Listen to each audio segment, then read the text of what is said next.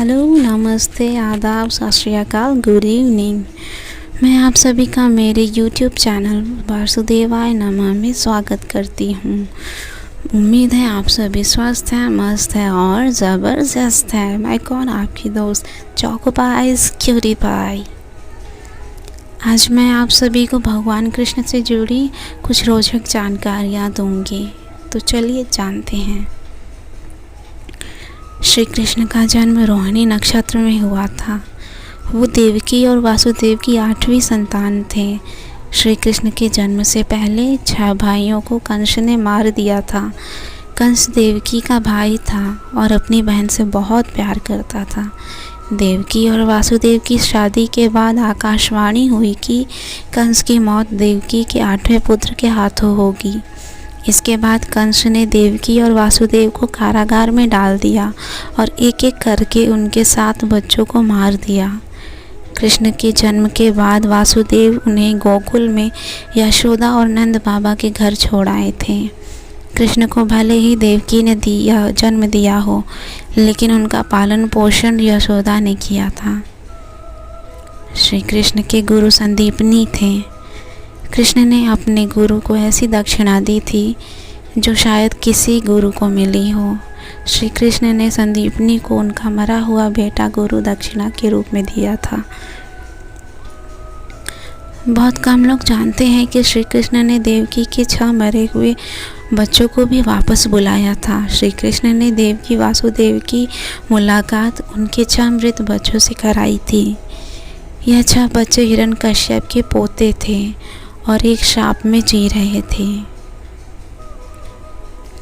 गोकुल के गोप प्राचीन रीति के मुताबिक वर्षा काल बीतने और शरद के आगमन के अवसर पर इंद्र देवता की पूजा किया करते।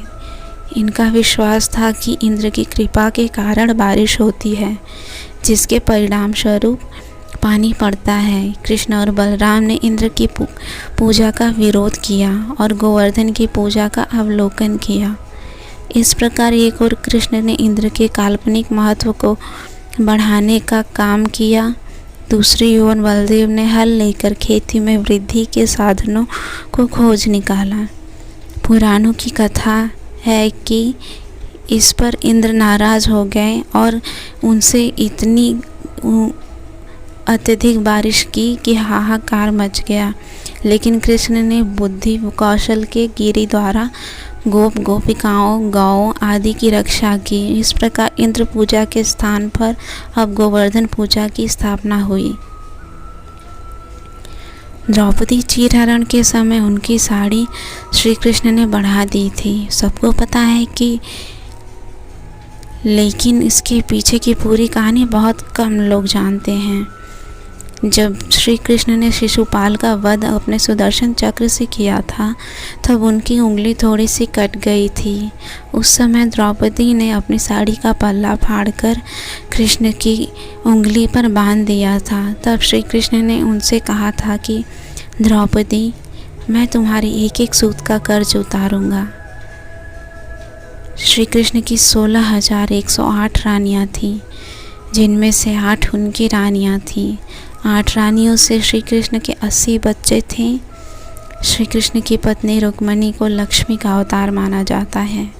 सभी 8 रानियों के 10-10 पुत्र थे। श्री कृष्ण और बलराम की बहन सुभद्रा थी। सुभद्रा वासुदेव और रोहिणी की बेटी थी। बलराम उनकी शादी दुर्योधन से कराना चाहते थे, जबकि रोहिणी और बाकी लोग ऐसा नहीं चाहते थे। इस स्थिति से बचने के लिए श्री कृष्ण ने अर्जुन को सुभद्रा का अपहरण करने की सलाह दी। इतना ही नहीं, श्री कृष्ण ने सुभद्रा से कहा कि वो रथ की कमान संभाल लेंगी, जिससे यह अपहरण ना लगे।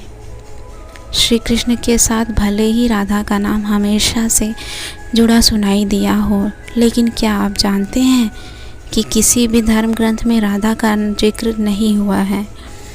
महाभारत या श्रीमद् भागवत गीता दोनों में से किसी भी धर्म ग्रंथ में उनका नाम नहीं लिया गया है। जयदेव ने पहली बार राधा का जिक्र किया था और उसके बाद से ही श्री कृष्ण के साथ राधा का नाम जुड़ा हुआ है। एकलव्य, जिसने द्रोणाचार्य को अपना अंगूठा गुरु दक्षिणा में काट कर दिया था, उसका संबंध भी श्री कृष्ण से था। एकलव्य श्री कृष्ण का चचेरा भाई था। एकलव्य वासुदेव के भाई का बेटा था। एकलव्य जंगल में खो गया था और वो हिरण्यधनु को मिल गया था। रुक्मिणी के स्वयंवर के समय अपने पिता को बचाते हुए एकलव्य की मृत्यु हुई थी। एकलव्य की मृत्यु कृष्ण के हाथों ही हुई थी। क्या आप जानते हैं, अर्जुन अकेला ऐसा इंसान नहीं था जिसने श्री कृष्ण के मुँह से सबसे पहले बार गीता का सार सुना था। अर्जुन के साथ हनुमान जी और संजय ने भी गीता का सार सुना था।